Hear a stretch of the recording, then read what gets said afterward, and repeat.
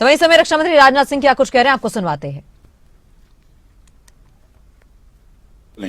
भारत माता की, भारत माता की, भारत माता की। बहुत बहुत धन्यवाद। साथियों, जैसी कि आप सबको जानकारी है कि कल रात हमारी भारतीय सेनाओं ने अपने अद्भुत शौर्य और पराक्रम का परिचय देते हुए एक नया इतिहास रच दिया है। साथियों, भारत की सेना ने सटीकता, सतर्कता और संवेदनशीलता के साथ कार्रवाई की है। हमने जो लक्ष्य तय किए थे उन्हें ठीक समय, तय योजना के अनुसार सटीकता से उन्होंने ध्वस्त किया है और किसी भी नागरिक ठिकाने, सिविलियन पॉपुलेशन को जरा भी प्रभावित न होने देने की संवेदनशीलता भी हमारी सेना ने दिखाई है।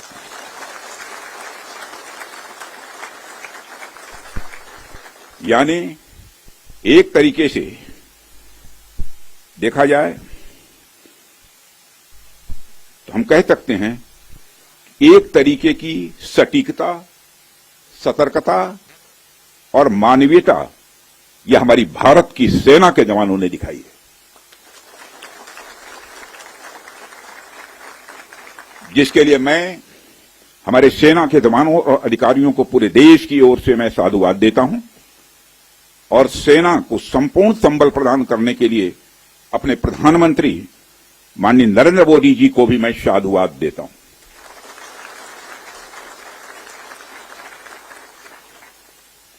मित्रों, हमने हनुमान जी के उस आदर्श का पालन किया है जो उन्होंने अशोक वाटिका उजाड़ते समय किया था।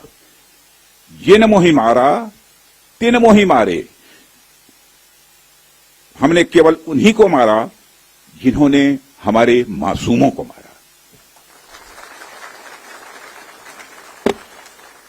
साथियों, प्रधानमंत्री श्री नरेंद्र मोदी के नेतृत्व में हमारी सेनाओं ने ऑपरेशन सिंदूर लॉन्च करके पहले की तरह ही इस बार भी आतंकियों को ट्रेनिंग देने वाले कैंप्स को तबाह करके करारा जवाब दिया है। भारत ने अपनी सरजमी पर हुए हमले का जवाब देने के लिए अपने राइट टू रेस्पॉन्ड का इस्तेमाल किया है और हमारी यह कार्रवाई बेहद सोच समझकर सधे हुए तरीके से की गई है। आतंकियों के हौसले पस्त करने के उद्देश्य से यह कार्रवाई महज उनके कैंप्स और इंफ्रास्ट्रक्चर तक ही सीमित रखी गई है। मैं पुनः हमारे आर्म्ड फोर्सेस के शौर्य को मैं नमन करता हूं। साथियों, आज बॉर्डर रोड ऑर्गेनाइजेशन के 66वें फाउंडेशन डे पर आपके बीच उपस्थित होना मेरे लिए गौरव का विषय है और यह खुशी की बात है कि आज इस इंपॉर्टेंट डे पर बीआरओ द्वारा निर्मित 50 इंफ्रास्ट्रक्चर प्रोजेक्ट्स का उद्घाटन करने का अवसर भी हमें प्राप्त हो रहा है। मैं आप सभी का आभार व्यक्त करता हूं कि आपने मुझे यहां आमंत्रित किया है। साथियों, किसी भी संस्थान के लिए उसका फाउंडेशन डे यह बहुत ही महत्वपूर्ण हुआ करता है। वैसे भी 65 वर्षों की आपकी जो यात्रा रही है वो बेहद गौरवशाली रही है। इसलिए आज का दिन उस गौरवमयी यात्रा को याद करने का दिन है। इसके साथ साथ यह दिन ठहर कर सोचने का भी दिन होता है कि अपनी अब तक की यात्रा में हमने क्या क्या हासिल किया है और यह हमारी अब तक की कार्यप्रणाली का विश्लेषण करने का भी यह दिन है। साथ ही यह एनालिसिस करने का भी दिन है कि भविष्य में हमारी राह क्या होनी चाहिए। साथियों, मैं देख पा रहा हूं कि वीडियो कॉन्फ्रेंसिंग के माध्यम से देश के अलग अलग क्षेत्रों से हमारे कई साथी जुड़े हुए हैं। अक्सर हम उद्घाटन के अवसर पर बड़ी बड़ी संस्थाओं का और बड़ी बड़ी एजेंसीज का नाम तो लेते हैं, परंतु ऐसे कई कर्मयोगी हैं जो पर्दे के पीछे रहकर काम करते हैं। इसी प्रोजेक्ट को पूरा करने में उनका योगदान भी बेहद महत्वपूर्ण होता है।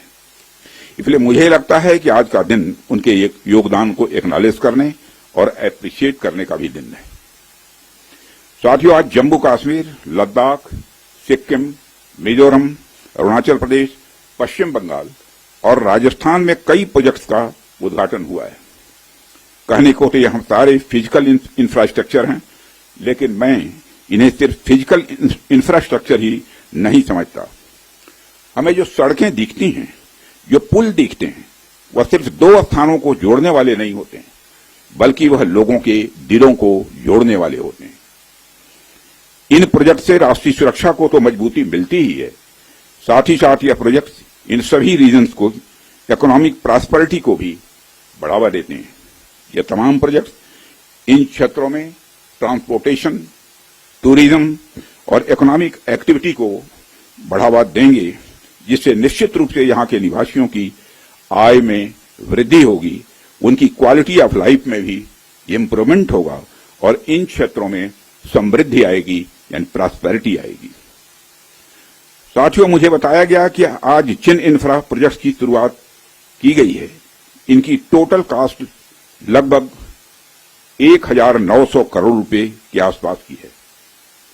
मुझे लगता है कि यह केवल उनकी नॉमिनल वैल्यू पर है। इसकी असली वैल्यू है वह तो हम आंक भी नहीं सकते। इन सड़कों के माध्यम से जब कोई बच्ची स्कूल जाएगी और अपना भविष्य बनाएगी, तो उसके इम्पैक्ट का आकलन भी हम नहीं कर सकते। इन ब्रिजेज के माध्यम से जब यहां एम्बुलेंसेज दौड़ेंगी और समय पर लोगों को इलाज होगा, उसकी वैल्यू को भी नहीं आंका जा सकता है। जब इन सड़कों के माध्यम से विभिन्न संस्कृति के लोग आपस में जुड़ेंगे या फिर एक दूसरे से जो कुछ सीखेंगे, उसकी वैल्यू कोई भी आंक नहीं सकता है। जब इन टनल्स के माध्यम से यहां के किसानों द्वारा उगाए गए फूल, फल, सब्जियां इत्यादि दूसरे क्षेत्रों में आसानी से पहुंचेंगे, उसका जो आर्थिक और सामाजिक प्रभाव यहां के किसानों पर पड़ेगा, उसकी वैल्यू, उसकी कीमत कोई भी नहीं आंक सकता है। साथियों, मैं इन प्रोजेक्ट्स की डिटेल देख रहा था। मैंने देखा कि इनमें छोटे से लेकर बड़े रोड्स, टनल्स और ब्रिजेज हैं। कुछ मीटर से लेकर सैकड़ों किलोमीटर तक इनकी लंबाई है। हालांकि उनकी लंबाई से कोई खास फर्क नहीं पड़ता है। कोई पुल अगर छोटा है, कोई सड़क यदि छोटी है, तो इससे कोई खास फर्क नहीं पड़ता, क्योंकि दुनिया की लंबी से लंबी जो यात्राएं होती हैं, वह सिर्फ एक छोटे से रास्ते से ही शुरू होती हैं। तो जिस तरह से भारत की ओर से इस बड़ी कार्रवाई को अंजाम दिया गया, ऑपरेशन सिंदूर के तहत जो कार्रवाई भारत की ओर से की गई है, रक्षा मंत्री राजनाथ सिंह की ओर से भी इसको लेकर जानकारी दी जा रही थी और बताया कि किस तरह से हमारे भारतीय सेना ने पूरी सटीकता के साथ इस ऑपरेशन को अंजाम दिया और कोई भी जो सिविलियंस हैं उनकी कोई कैजुअलिटी नहीं हुई है। इसी पर और ज्यादा जानकारी के लिए, बातचीत करने के लिए हमारे साथ रिटायर्ड ब्रिगेडियर विनोद पसपोला जी उत्तराखंड से मौजूद हैं। विनोद जी, बहुत स्वागत है आपका खबरें अभी तक पर। और सबसे पहले विनोद जी, मैं ये जानना चाहूंगी, जिस तरह से भारत की ओर से इस बड़ी कार्रवाई को अंजाम दिया गया है, किस तरह से आप देखते हैं, किस तरह की जो रणनीति को, क्योंकि बहुत पहले से ही इस तरह की प्लानिंग पहले ही कर ली गई होगी, लेकिन खबर किसी को नहीं, अचानक से इस तरह की जो ऑपरेशन को अंजाम दिया जाता है। पहले भी हमने देखा कि भारत की ओर से इस तरह की सर्जिकल स्ट्राइक या एयर स्ट्राइक की गई थी, एक और एयर स्ट्राइक की गई है। क्या संदेश पूरे देश के साथ साथ विदेशों में या पाकिस्तान को क्या संदेश गया है भारत की ओर से?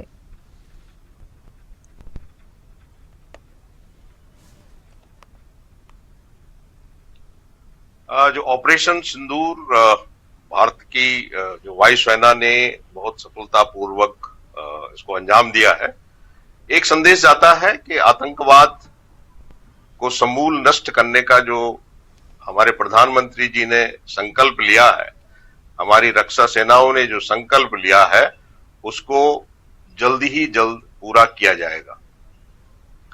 पाकिस्तान पिछले 3-4 दशक से आतंकवाद को प्रायोजित कर रहा था, उसको पोषित कर रहा था और भारत में बहुत सारी आतंकवादी घटनाएं लगातार होती रही हैं। 26/11 मुंबई में हमारी पार्लियामेंट पे अटैक, पुलवामा में अटैक, उड़ी में अटैक, और इन सभी अटैक्स का एक लिमिटेड रिटेलिएशन किसी फॉर्म में हुआ था। जैसे पुलवामा के बाद बालाकोट में एयर स्ट्राइक हुआ था, उड़ी के बाद सर्जिकल स्ट्राइक हुआ था। लेकिन इन रिस्पॉन्सेस के बावजूद भी पाकिस्तान की ओर से जो प्रायोजित आतंक है, जो उसके आतंकवादी संगठनों द्वारा भारत के अंदर किया जाता है, नागरिकों को मारा जाता है, सेना के जवानों को मारा जाता है, इससे अभी तक भी पाकिस्तान बाज नहीं आया। पहलगाम की घटना 22 अप्रैल की जो थी, ये एक सीमा थी भारत के बर्दाश्त करने की। भारत में आर्टिकल 370 के एब्रोगेशन के बाद कश्मीर जो है बहुत अच्छी प्रगति कर रहा था, बहुत सारे टूरिस्ट वहां पे जा रहे थे, वहां की इकोनॉमी बढ़ रही थी। ये बात जो है पाकिस्तान को बर्दाश्त नहीं हुई और वहां उनके शीर्ष नेतृत्व ने, वहां के चीफ ऑफ आर्मी स्टाफ ने एक ऑर्केस्ट्रेट किया पहलगाम का अटैक, जिसमें निहत्थे टूरिस्टों को उनके परिवारजनों के सामने गोली मारी दी गई और साथ में भी बता दिया, कहा उनसे कि जाओ मोदी को बता दो। ये बहुत ही जघन्य अपराध था, आतंकवाद की सबसे निकृष्ट कृत्य से कहा जा सकता है। इसके बाद बहुत जरूरी था कि जो आतंकवाद के गढ़ हैं, जो पाकिस्तान में बिछे हुए हैं, उनको बर्बाद करना। इसी के लिए हमारी रक्षा सेनाओं ने तैयारी की है प्रधानमंत्री जी के निर्देश पर, और जितने भी इनके इंफ्रास्ट्रक्चर थे, जितने भी, आप 9 जगह पे स्ट्राइक किया है, नॉर्थ में कोटली से लेकर सबसे साउथ में बहावलपुर, जो जैसे मोहम्मद का अड्डा था, इसी प्रकार लश्कर तैयबा का अड्डा था, इस प्रकार से सारे, जैसे मोहम्मद, लश्कर तैयबा, हिजबुल मुहाजिदीन, इतने जितने भी इनके अड्डे थे उनको डिस्ट्रॉय किया गया है प्रिसिशन मिसाइल अटैक के द्वारा। हिंदुस्तान ने, अपनी एयरफोर्स ने जो है स्कैल्प मिसाइल, जो प्रिसिशन क्रूज मिसाइल है, उसके द्वारा इन अड्डों को तबाह किया है। साथ में हैमर जो बॉम्बिंग सिस्टम है उसका भी इस्तेमाल किया गया है इन जो आतंकवाद के जो गढ़ हैं उनको डिस्ट्रॉय करने में। आज देश के लिए बहुत गर्व का दिन है। आज भारत के जनमानस में ये एक बार पुनः स्थापित हुआ है कि भारत की रक्षा सेनाएं जो हैं, देश के सम्मान के लिए कुछ भी करने के लिए पूरी तरह से सक्षम है।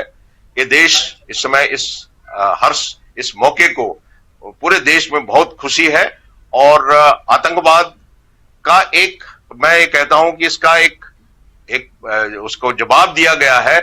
इससे आतंकवाद पूरी तरह खत्म होगा या नहीं, ये आगे देखने वाली बात है। विनोद जी, बिल्कुल, क्योंकि इससे पहले भी जब सर्जिकल स्ट्राइक हुई और एयर स्ट्राइक जो है की गई थी, पाकिस्तान की ओर से इनकार किया गया था, कहा था कि सबूत पेश करूं, अगर सबूत ही नहीं है तो इस तरह का कोई कैजुअलिटी जो है पाकिस्तान में नहीं हुई। लेकिन इस बार खुद तस्वीरें बयां कर रही हैं, जो खुद सबूत है वो पाकिस्तान के सामने है। हमने देखा तस्वीरें सामने आई, किस तरह से उन्हें देश के झंडे में लपेटकर शहादत का दर्जा दिया जा रहा है और इतने सम्मान के साथ उन्हें अंतिम विदाई दी गई है। वाकई शर्मनाक हरकत है। अब क्या लगता है, पाकिस्तान आगे अपनी हरकतों से बाज आएगा?